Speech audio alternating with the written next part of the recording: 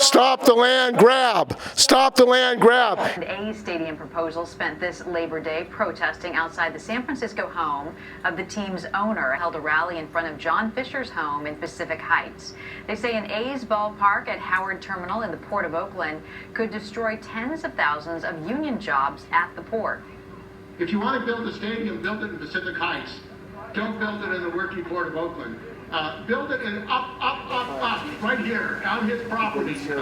Instead, they want to destroy the working Port of Oakland, destroy the jobs of 80,000 maritime workers. The team argues the stadium will create jobs and housing. The proposed A's ballpark is not a done deal. The team is still in talks with the city and have not come to an agreement yet.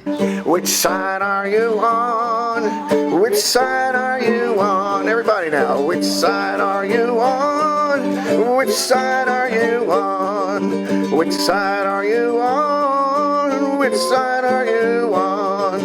Clueless billionaires have more money than they know with what to do, giving billions to the greedy charter hacks while kids give up on school. Which side are you on? Which side are you on? Which side are you on? Which side are you on? Pitting parents against teachers who have no union rights.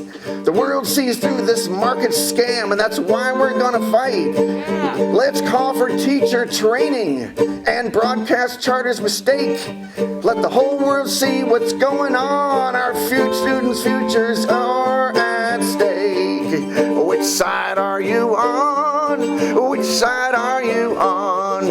Which side are you on? Which side are you on? Everybody over there. Which side are you on? Which side are you on? Which side are you on? Which side are you on?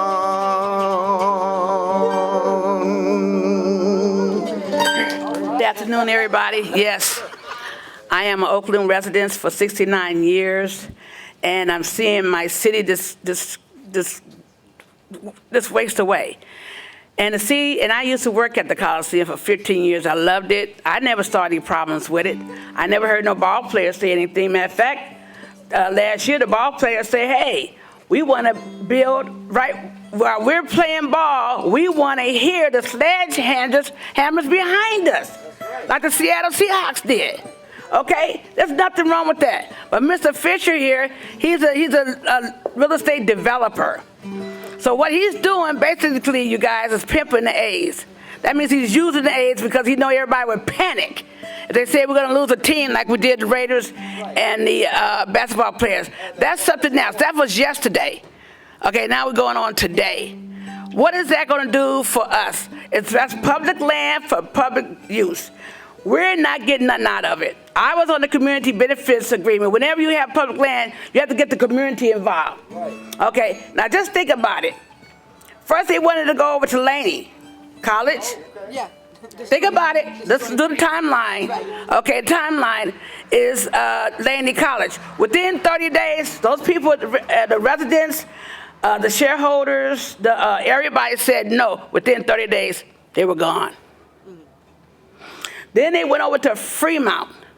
Really? Oh, yeah. Like Santa Clara with the 40. No, Fremont, which is past Hayward. Oh, okay. Hayward. Yeah. And what happened was they had 2 sites over there they wanted to build. And those people came out in thousands, and they said, no way. So they said, okay, we're going to go where the poor black folks is. People who ain't got together, people who ain't going to think, ain't going to try to think. They're all drug heads. They're all this and that. Well, I'm here to tell you that we're not all this and that because I live in West Oakland, and I'm proud of my West Oakland. I'm proud of the history. Okay, it got a lot of history there. So my thing is that they're not going to do anything for the community at all. Even though by the books in black and white it says so, it's not doing anything. I got in a community benefits agreement with them, and I went to the education part. I said, now what does education got to do with the ballpark? And I'm an educational person for all my children and grandchildren. So I went to a couple of the meetings. And you know what they said about the children in West Oakland? That they were disjointed. What? disjointed. You know, like with a chicken with a wing, that you gotta take part from the chicken? Yeah. That's disjointed. Hold up a mirror. Damn. So there's only like 3 or 4 elementary schools, and one of them is his, Lafayette Elementary School, which is on 18th and Market, you guys. That's how they started off. 1 room, 4 rooms. The enrollment was going down. They got 1 floor, and then he ended up building another part. So he got all of Lafayette now. An old building. Okay, old building. That's what he starts with, and that's what subsidized like food stamps. It's subsidized housing, like HUD, like Section 8, because he getting the money. I go to the school meetings. He getting the money from Oakland Unified School District. So that money can't go to another school. It got to go to them. And what they do is they don't have to come to the board till every 5 years to say how their school is doing. Now, mind you, a personal experience, I had 2 grandchildren, great-grandchildren that went there. My daughter's children, grandchildren. We went to the meetings. They want you to go to these meetings in the summertime to get you well prepared, and, you know, this is what you got to do, like a private school, you know. We went, but guess what? Lo and behold, those children didn't make it. They was only there for a month, and they kicked them out. Because education-wise, traumatic, what's going on in their house, and et cetera, and et cetera. You know what I'm saying? It was really bad. It hurt my daughter really, really bad. But it happened. That's real. What the man is saying, that's real. So they don't have teachers that deal with people who have children who have problems. Right. May it be mental, you know, or physical. They didn't have that. They didn't have it. So they kicked my grandchildren out. Thankfully and grateful to God that they had still a position at their old school spot. Still at their old school now. Because we're dealing with enrollment people here. My thing is that when I went to those meetings and they told me that, I couldn't go to no more meetings after that. They said that about the children. So you know what I said to myself? Mr. Fisher, I bet you what he's going to do is take all them schools and they all going to be his in West Oakland. And I graduated alumni from McClymonds High. And we have a very strong alumni. So he's going to have a fight on his hands. He will have a fight on his hands. But my thing is this, you guys, I just want to close out here that we cannot allow him to do that because it's only benefiting him. It's a land grab. He's going to have that, only thing he's going to have. Build condominiums. He's going to build condominiums that we cannot afford. It's going to be 1.5. Yeah, like San Francisco. You know, it's going to change for him. I call it a new city over the railroad tracks. It starts on Market Street, goes all the way down. All the way down, you guys. Amtrak got to come through there. Are Amtrak going to stop for the people to go to the game? No. Is Southern Pacific going to stop? Those jobs are essentials. They ran all while this pandemic was on. Amtrak and SP kept going. The longshoremen kept going. They bring in the goods. They bring in the towel tissue from China. They bring in all the goods from China and everywhere else. We're like the 4th largest port here. That's going to be messed up because those ships are not going to be able to turn in the turning basin to get to where they have to go, you guys. And if it's a game, the little people are going to be in the canoes and kayaks and all that stuff, and the people are not going to be able to get in there. There's danger there. Then what upsets me the most is this. He's going to have 18.2 or 18.5 acres of free land. You know, just land, just grass, okay. You got homeless people out here. They gonna see that beautiful manicured lawn out there. Trust me, somebody's gonna go out there and set up camp. And when they set up camp, you're gonna have either Barbecue Becky or Karen is gonna call the police. And when they call the police, OPD, who don't give a shit about nothing, excuse my language, but I'm gonna say it right. They're not gonna care. Excessive force will be performed on that person or that family. He's not doing nothing for the homeless people. He's not doing nothing. That's what I'm saying. Public use for public land. Understand that. Understand it. And I'm going to tell you guys something. Mia Bonta, that you guys, I'm saying it on whatever this thing is. Mia Bonta, that you people voted for the assembly seat that her husband had. So that's 2 Bontas in the House with 12 figures. She said she's for Howard Terminal. So we know what her mind is. Right. I don't know how she got elected, but She's for the A Stadium. she's for the stadium, the new stadium, Howard Terminal. We call it Howard Terminal when we talk. But Yeah. Right, they want to take. She wants to build it because she don't care. Because see, her husband passed the bill. Right. So you know that means he's in the pocket of Mr. Fisher. Yeah.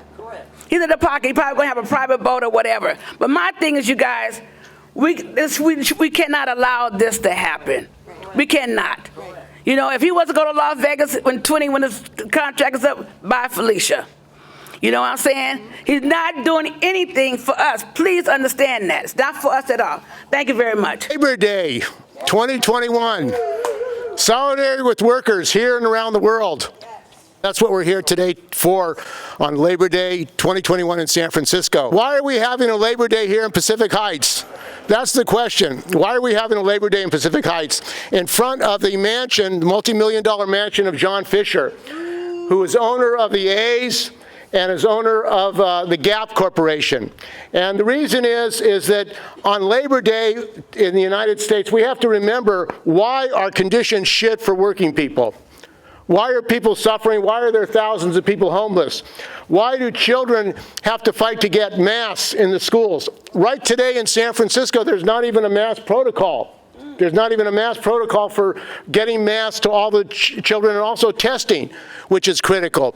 And one of the reasons that we're having this today is to let people know that one of the causes of this crisis in this country is John Fisher and his family, because they are the originators of the KIPP Foundation, the KIPP school chain, which has schools in San Francisco and around the country. And also, his wife, Laura Fisher, and his mother, Doris Fisher, are actually suing the San Francisco Unified School District to grab rooms from the Malcolm X Academy in Hunters Point. So there's a Hunters Point school, a public school, and they're actually suing the school district to say they want rooms for their KIPP school. What does it have to do with democracy and education that this billionaire here is actually suing the school district? And we say this is part of privatization. It's part of racist gentrification. They want the land. They want the land. That's what it's all about. And also the Port of Oakland. And people ask, you know, Bezos and these billionaires, when is enough enough? It seems like there's no limit. They're multi-billionaires and they want more money. In this pandemic, instead of taking care of housing for the homeless in Oakland, he wants to build $1 billion stadium. What kind of business is that? What kind of business is that? Building $1 billion stadium when you have thousands of people on the street in Oakland who can't find a place to sleep, and they're going to build a stadium, and the Democrats, Rob Bonta and Nancy Skinner, voted for a bill in the state legislature signed by our governor, who's friends with the John Fisher family, Gavin Newsom, and they signed a bill to give $245 million of taxes to this billionaire. What the hell is going on? Why would you be giving $245 million in tax money, our tax money, for this billionaire right here in San Francisco? I think he has enough money. But he wants more. That's the nature of the billionaires. Never enough is enough. And what we're saying today on Labor Day in San Francisco, build a stadium right here in Pacific Heights. Build it up. That's where it belongs. You want a stadium? Build it in Pacific Heights. That's where it belongs. So our next speaker has also been fighting privatization by another billionaire, Richard Blum, at the University of California, with the privatization of the pension fund. I mean, you've got all these billionaires right in the neighborhood here. Workers who are demanding compensation for the fire that took place in Bangladesh. And you know something? This guy, John Fisher, didn't have any money for them to protect the workers, the women of Bangladesh, who are suffering under slave labor conditions in Bangladesh for Gap. That's what they're talking about. So profit is above lives, and that's what we have to end. So our next speaker is Lisa Milos, who's a member, rank and file member of UPTI. Seems like Pacific Heights is ground zero for billionaires. Billionaires who, by the way, we need to start taxing them. Because what's happening during these past 30 damn years or so is with all these politics of Reaganomics and all that kind of stuff, neoliberalism, is the billionaires haven't been taxed. The so-called No Child Left Behind has left public education in ruin, and it's left us at the mercy of billionaires and their charities instead of being taxed like they should be. I'm old enough to remember in the 1970s, billionaires and millionaires were taxed above their $1 million. They would be taxed at 90%. above a certain amount of money. I think $1 million at that time. Yeah.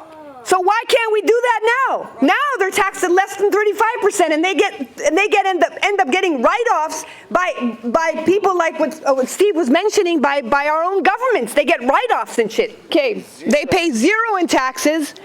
And with regard to University of California, we have the husband of Dianne Feinstein, Richard Blum, who's a member of the UC Regents, okay, and the Regents. And we had a previous member of the Regents as well, who was trying to push the privatization of our own pension by imposing, at that time, during the contract negotiations, we ended up having to have 5 strikes in order to not allow UC to impose upon us what's called the defined contribution plan, the Fidelity Investment Contribution Plan, which was privatized retirement, something that people in Chile, yes, that's correct, Chile, South America, have had that same kind of plan, privatized retirement plan imposed upon them via military dictatorship. That's right. That's right. And now teachers who've been contributing for 35 years towards their retirement end up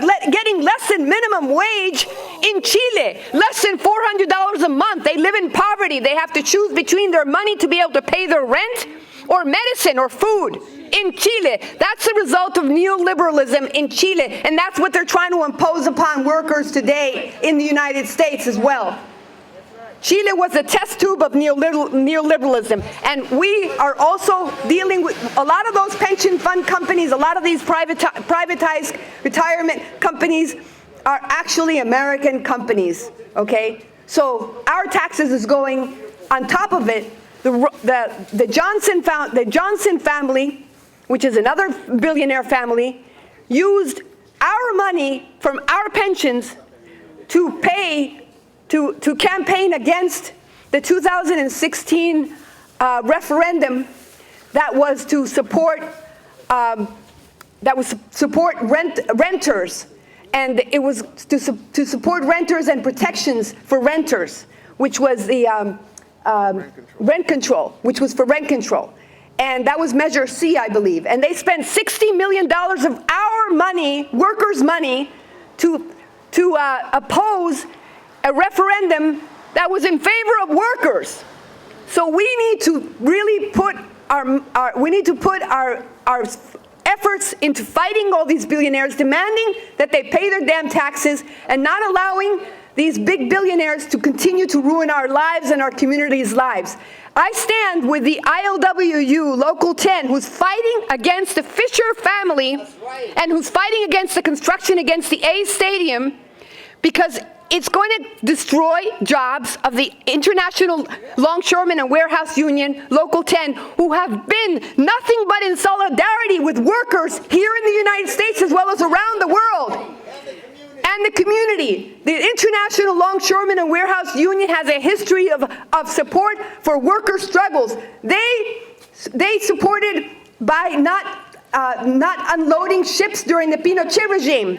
Right. They supported by refusing to load and unload ships from South African apartheid government. Right. They also supported they also refused to load ships from the Zim, the Israeli apartheid shipping company. They are, if anything, they are the strongest and most consequential and union that exists in this country. And this is an attack on that union as well. And I stand with them. Thank you. We are in solidarity with the ILWU. We are in solidarity with the teachers and public education, because that's what's at threat.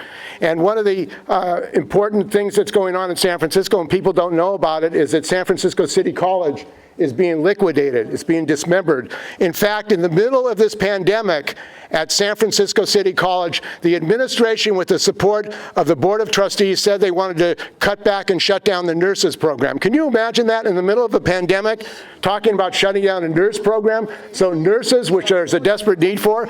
So our next speaker is Bob Price. He is a retired professor at San Francisco City College, a member of the Freedom Socialist Party. Welcome, Bob Price. Good afternoon, everyone.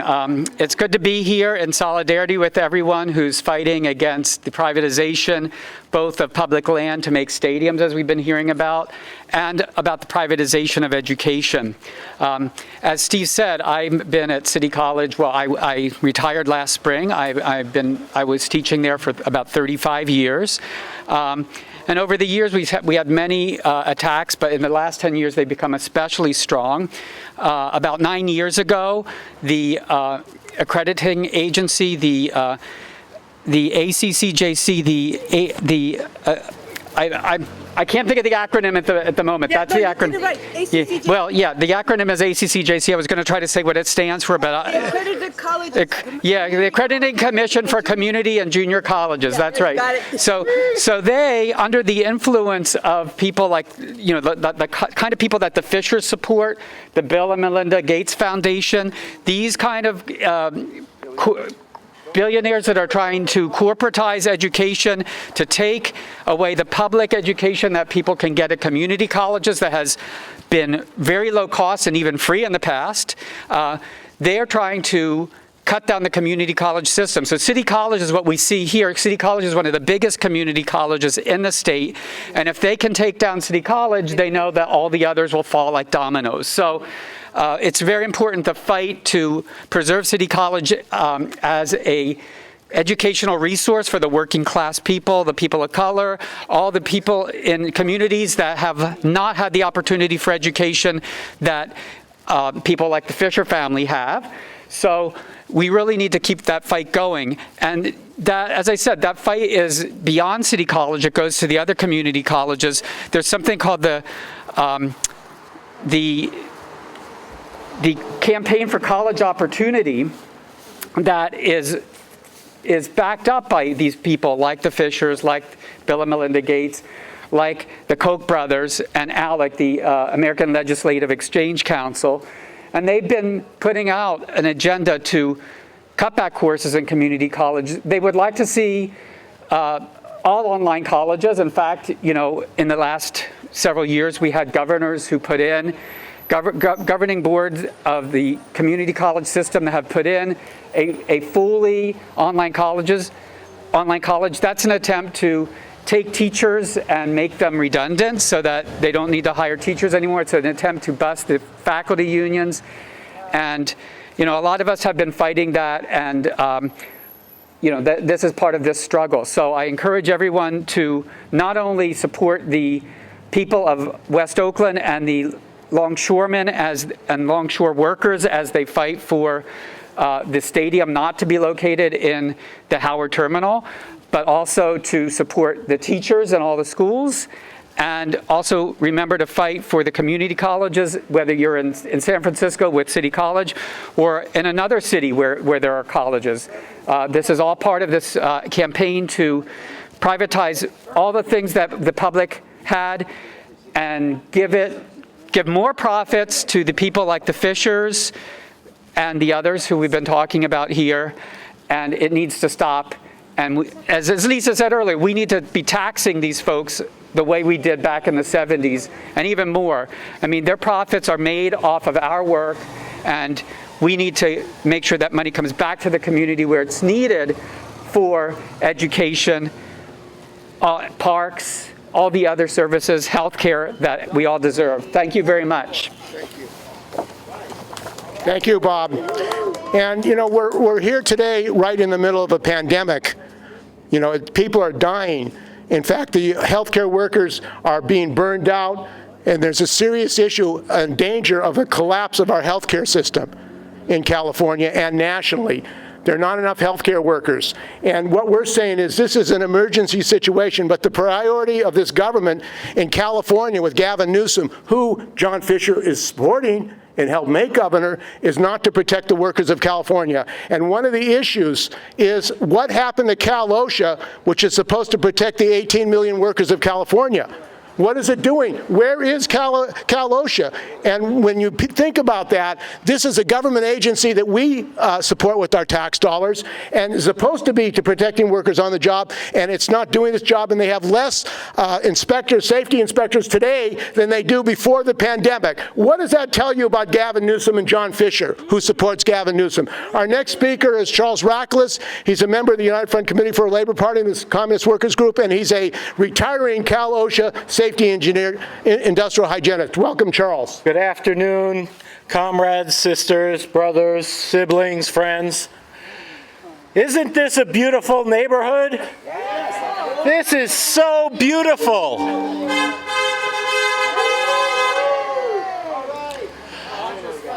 Lots of millionaires' houses over here. How about billionaires? Lots of billionaires' houses over here. Where are they? Are they in their houses? A lot of these houses are standing empty. Why? Because they have 2 or 3 houses. This fellow's got a nice place where he keeps his llamas. 20, 30 acres up in Sonoma. Been up there. Beautiful walk, beautiful hike. Private, of course. They have houses and houses, but if you drive over to Alameda, drive along those sidewalks over there underneath the BART station, what do you think you're going to see?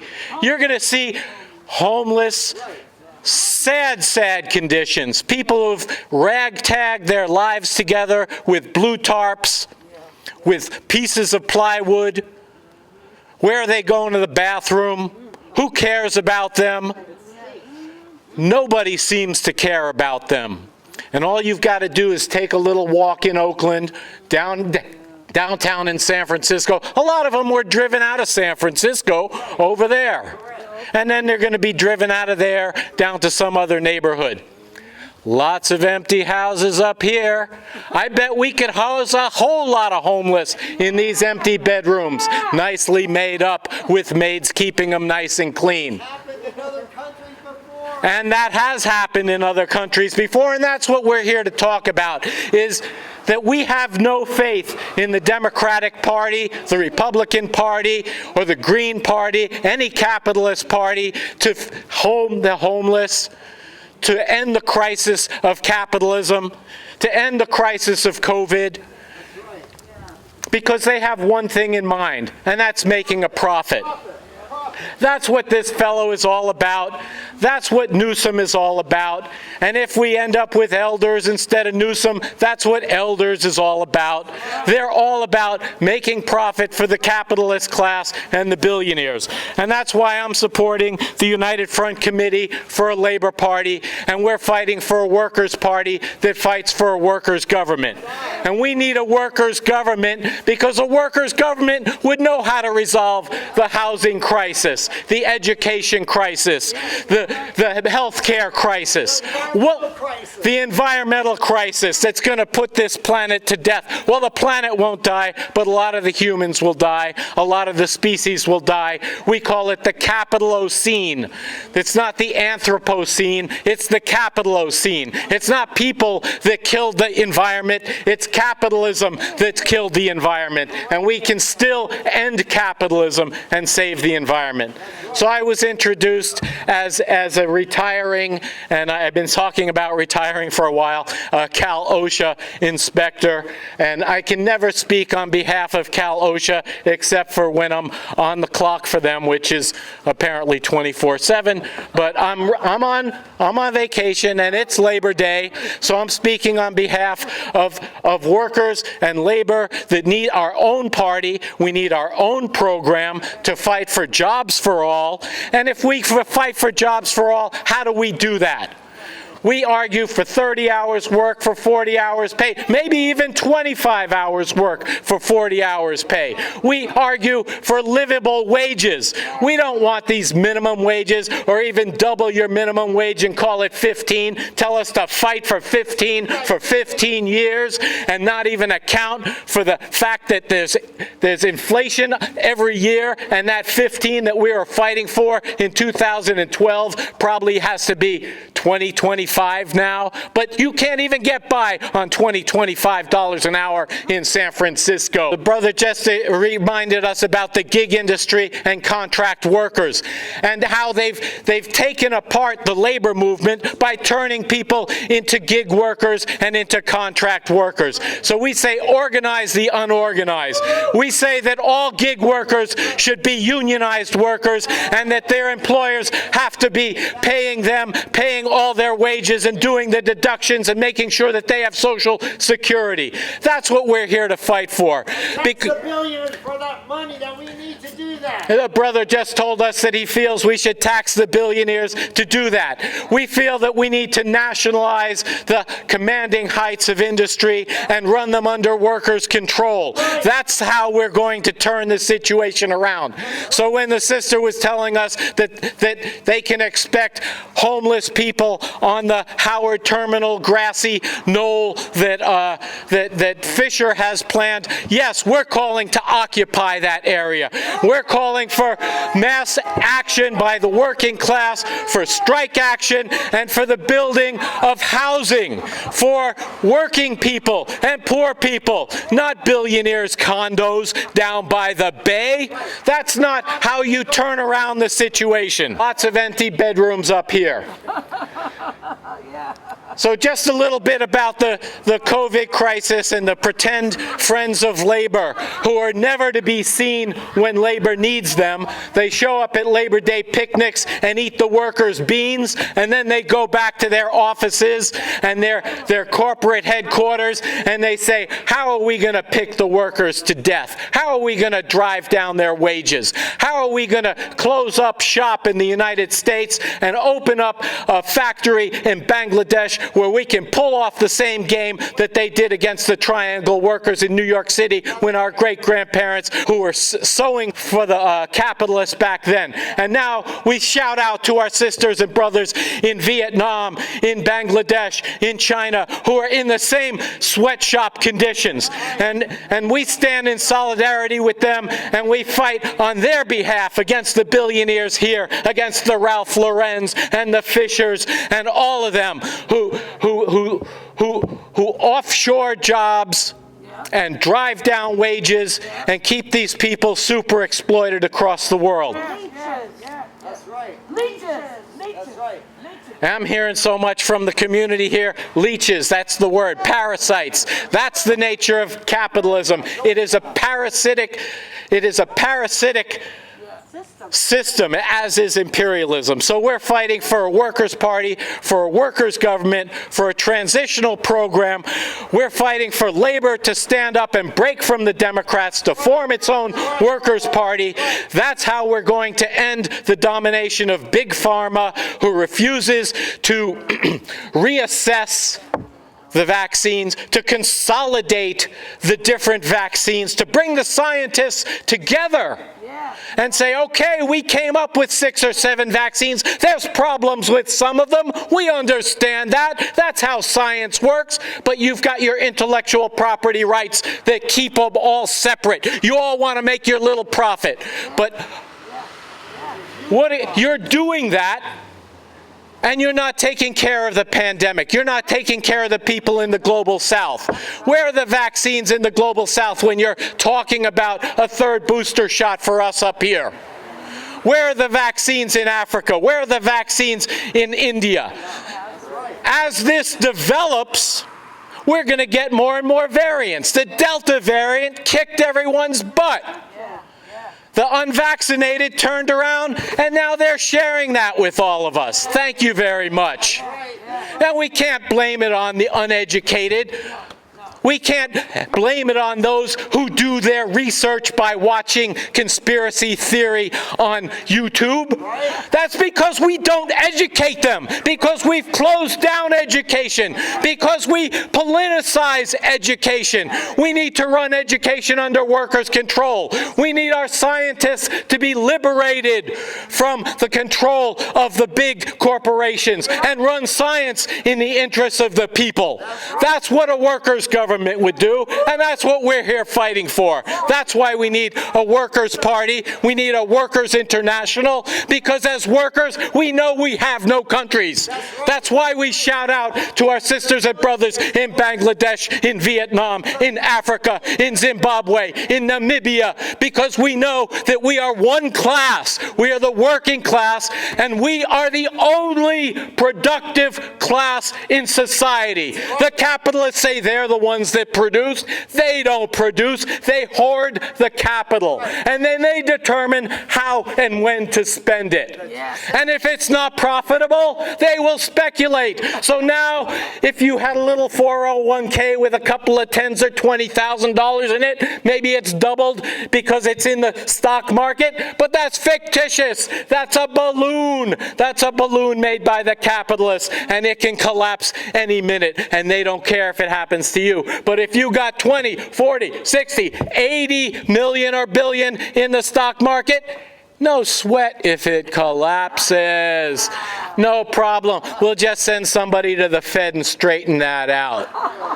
So I'm going to wrap it up here. Thank you very much, brothers and sisters. We need a workers' revolution. We need to build a world of socialism, and that's the only way we're going to turn this situation around. Just a rally this past week in San Francisco at City Hall of the teachers, UESF teachers and students, and it was terrible hearing the fact that the students said that during the summer when the city got, and the SFUSD got millions of dollars to clean up, there were rodents, rats and mice, there were gas leaks in the schools. This is in San Francisco, and of course it's not in the Pacific Heights schools. It's in poor neighborhood schools. That's where they haven't taken care of it. And this guy, John Fisher, wants to open up private schools. This guy wants to open up private schools while they're shutting down and not preparing the public schools that we have. It's a crime. It's a crime that this billionaire is attacking public schools when they can't even keep their gas on, when they can't have masks, and they're demanding masks for all students. There is not even a protocol for masks in San Francisco and a protocol for testing of all students. Our next speaker is Lisa Guzman. She's with Higher Education Action Team, HEAT, which is supporting this rally, and she was also a teacher. And So this is going to be very short, but hopefully it'll be very meaningful. I can relate to so many things that everyone has already said. The brother that's playing the music, I'm in the labor chorus at City College of San Francisco, so I can relate to that. I'm a proud alto. I can relate to all the people talking about the need for socialism and workers' parties, and I happen to be a member of Progressive Labor Party. But that's not why I'm here today. I'm here today specifically about HEAT. Higher Education Action Team. We had voted on and nominated and voted on a speaker to speak at this rally that Steve spoke about. As a matter of fact, it happened to be me. I was going to be the speaker, but I was more prepared than I am today because I didn't know about today. But last minute, 2 days beforehand, I found out that the executive vice president of United Educators, my former union, by the way, said, oh no, we just want the younger well, he didn't use the word younger, but the next generation of leaders to speak, and current students. And I said to him, I am a student. I may not be so young anymore, but I am a student. I've been a student at City College since 2004, taking classes to enrich myself, including the Rock and Solidarity labor course. And, but I didn't win the battle. I kept on fighting, tried to get a younger person that would still say some of the same things I was going to say, but I didn't win the battle. But that's okay. The struggle still continues. The struggle against privatization and for public education has to continue, because under this current system of profit, capitalism, we can't get it. And so the only way it's going to happen is by struggling and fighting hard and trying to change things around. HEAT stands for all the wonderful things about fighting for public education, specific things about vaccinations to make it safe for our teachers and our students. but also in making it so that none of these cutbacks and layoffs of staff will ever happen again. And you know what? What they had to do over there at City College, they had to take a cut in pay in order to make it so that there wouldn't be so many layoffs. And the part-timers, a lot of them just lost their jobs. So this is the world that I came into when I retired as a teacher in San Francisco Unified School District. You know, it's pitiful that we should be home, you know, with our family and friends or co-workers celebrating Labor Day. But instead, we're having to protest in front of a billionaire's house right here in Pacific Heights. So I thank the opportunity. Thank you, Steve, for letting me speak. And hopefully I did he good. And please continue the fight for public education. Thank you. And I did want to announce that there's going to be an emergency rally on September the 20th in Sacramento at the California Community College Board of Governors, who at noon in front of their offices, because this is a statewide issue. And you know what? This organization is MIA. You would think in this statewide emergency, health and safety emergency with COVID in our community colleges, they would be demanding that all the colleges require masks, require testing, require the right to vaccination, and we haven't heard from them. Why is it these government agencies appointed by the governor are MIA? What does that say about their concern about the students at community colleges in Oakland and around the state? It means they're not interested, but they are interested in building a stadium. That they passed a bill for. The California legislature, controlled by the Democrats, passed a bill to allow John Fisher to get $245 million of our tax money to build his stadium. What kind of crap is that? Okay, Unacceptable. Yeah, it's unacceptable, and it's a crime against the people of this state. When we have the suffering that we do in the state, the COVID and the situation of people being evicted. This is another thing. The eviction protections that we had to run out today, Labor Day, quote unquote Labor Day with the Democratic President Biden, and he allowed those protections against eviction to run out. He allowed the unemployment to be cut today. So we're talking about a Labor Day celebrated with a Democratic president, a Democratic governor, and the fact that unemployment is running out and evictions are going to start. What does that tell you about the Democratic Party?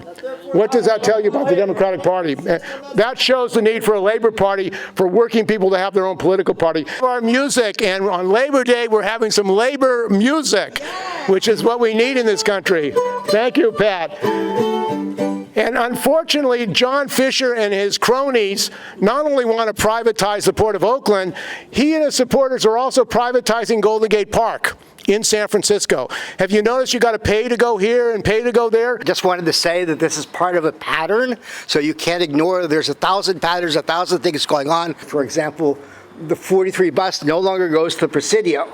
In the Presidio, the Fisher family wanted to put in their art museum. They came up with the plans knowing that it was unacceptable and tried to push it through. The Fisher family, knew perfectly well they couldn't have that museum there, so then they put in the museum downtown.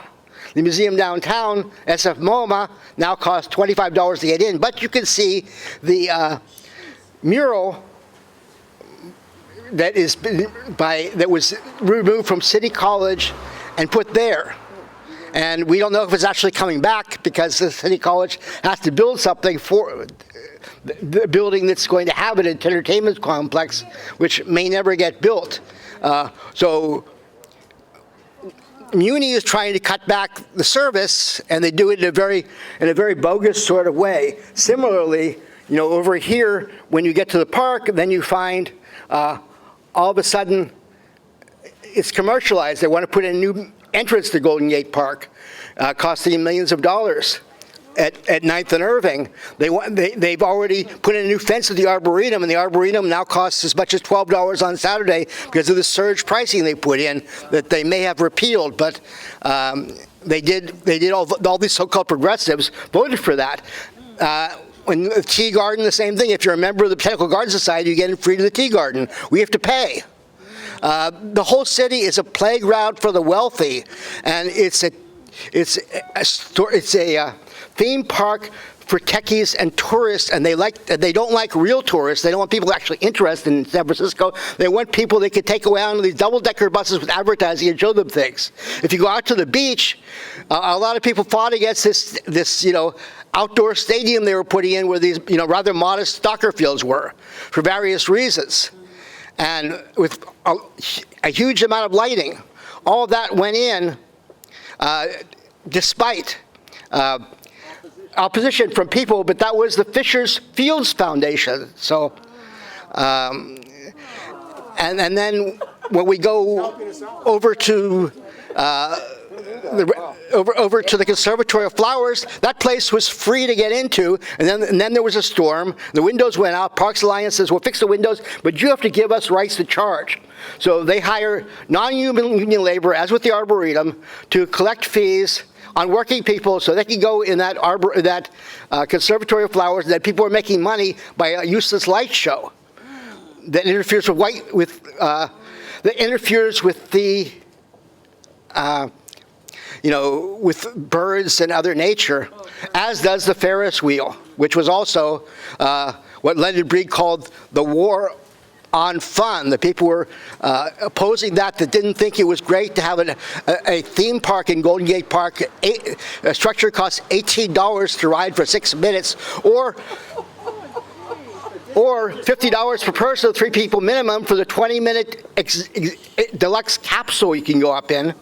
For those people, it's just a theme park for these people, and they are out of touch. They want to control it for everybody. They want to control the wealth and everything else, so they have the little parties, and they just pretend like everything is fine, and we'll do some token measures against climate change, that'll be okay, and we'll pretend to do something with the homeless, mainly moving them out of the way when we have our parties. And so this is the situation. Parks Alliance, on the board of Parks Alliance is this woman who's the head of the Intersunset Park Neighbors, and she is also responsible for putting in that tennis center, which went $400,000 over budget, and it's named after a Goldman. And the prices, of course, went up at the tennis center. The prices went up at Stowe Lake when they changed the ownership of the franchise. And generally speaking, the idea of them is to make profit from public space, which is something that a lot of people buy into, because they say, "Oh, how will we support these things?" Well, your taxes. Why do trillions of dollars get spent on Afghanistan, Iraq, etc., and yet there's no money for Muni. There's no money to fix the roads. This road looks really nice, but if you go on some other streets on the buses, man, you're bumping up and down, and everything is a contract. Everything seems to be a consultant. Everything seems to be AstroTurf nonprofits that don't actually exist. For example, there's a Friends of the Tea Garden. Can anybody find a meeting of the Friends of the Tea Garden? And not only that, Parks Alliance has many other such nonprofits listed as Friends of this, Friends of that. You could donate to them. It's kind of a shell game. And then who else is a trustee of the Parks Alliance except the realtor wife of our chief lawyer of the city, who is going to be replaced by David Hsu, someone who made sure the Arboretum got privatized and did whatever Phil Ginsburg wants and the wealthy want. He's been a great tool for that, David Hsu. And the opposition just is pathetic, is Campos a choice? That's the problem. So we really need people running, even if they lose, that are going to get out there and debate these people and say something different. And that's all I have to say. Thank you. That's my debater. Thank you, Harry. Thank you, Harry Priestner. And Harry's been a stalwart fighter to protect our public parks. So we need to preserve our truly independent radio network, which has 5 radios in the country, in Berkeley, Houston, Los Angeles, Washington, D.C., and New York City, and 220 affiliate stations as well. So we want you guys to vote. One of the members actually has been sending the Pacifica board to court and asking for the court to decide to put Pacifica under receivership. This is a member of the present local station board. Okay? This is a member of the present local station board of KPFA, one of the people that call themselves the protectors. And then on top of it, he forms a shell corporation, a shell nonprofit called Safety Net, Pacifica Safety Net, where he's the chief financial officer of that. And that, surprisingly, or not surprisingly, they will be the ones to receive the assets in the eventual receivership, right, of Pacifica. Wow. Luckily, a judge dismissed that lawsuit, but then now he's appealing it. The member of the local station board, he's appealing the goddamn decision, and so he wants basically to shut down Pacifica. So why are the protectors running with that person on their slate? Right. Who are they protecting, really? Right. So the rescuepacifica.net, please check us out. Thank you. Thank you, folks. Thank you for giving me the opportunity to speak. I've been a member of the labor movement for over 40 years, and I've been a teacher for 48 years in 4 countries and 5 states of the U.S. I feel that we should be in mass organizations like public education and the labor movement. By the way, on the labor movement, I give our movement in this country very high marks on the economic front, but low marks on racism through the ranks for so long. I think that's changing some for the better. And also, the labor movement has been silent instead of opposing these undeclared interventionist wars, where many of my friends use the term imperialism a lot, and I think that's a good example of our foreign policy. And both parties, both capitalist parties, I don't see them the same domestically, but in foreign policy, they've been equally bad. I'd like to say something briefly about the demonstration that Steve mentioned on the 20th in Sacramento. We did have a 5-person demonstration at that same building, deserted building, on May 24th. The San Francisco City College is a great institution to the people, and we must survive to serve the people. I don't know how many of you have paid much attention to the California community college system, but it's probably the greatest educational institution in the world in terms of numbers and focus and service to the people. Right. And academic excellence. That's right, and also the California Master Plan for Higher Education, which came out of the legislature in 1960, is, in my view, the Magna Carta of educational policy. Very revolutionary, very humane.